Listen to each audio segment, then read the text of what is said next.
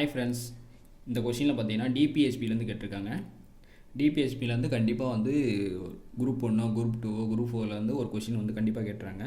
இப்போ இந்த இதில் வந்து பொறுத்து எந்த மாதிரி கேட்டிருக்காங்கன்னா, பொருளாதாரம் அல்லது நிதி இயலாமை காரணமாக எவருக்கும் சட்ட நீதி மறுக்கப்படலாகாது என்பது எந்த ஆர்டிக்கல் கீழே வருதுன்னு பார்த்தீங்கன்னாக்கா 39 ஏ. கிராம பஞ்சாயத்துகளை ஏற்படுத்த வேண்டும், அவை சுயாட்சியின் அலகுகளாக செயல்பட தேவையான அதிகாரம் வழங்கப்பட என்பது எந்த ஆர்டிக்கலில் வருதுன்னு பார்த்தீங்கன்னா ஆர்டிக்கல் 40. இது வந்து காந்தியோடைய ஆர்டிக்கல்னு சொல்லுவாங்க. கிராம பஞ்சாயத்தை பற்றி ஒரு ஆர்டிக்கல் எதுனா ஆர்டிக்கல் 40.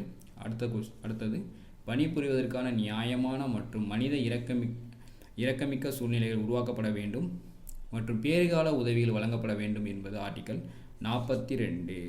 இதுக்குரிய ஷார்ட்கட் எந்த மாதிரி வச்சுக்கிறேன்னா, பேறுகால உதவிகள். இப்போ அம்மா வந்து 4 அப்படின்னா அதில் பாதி ஒரு மகளாக இருப்பாங்க, அப்போ 42 ஆர்டிக்கல் 42.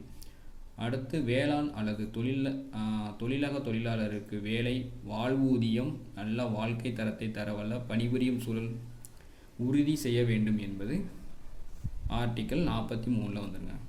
நன்றி.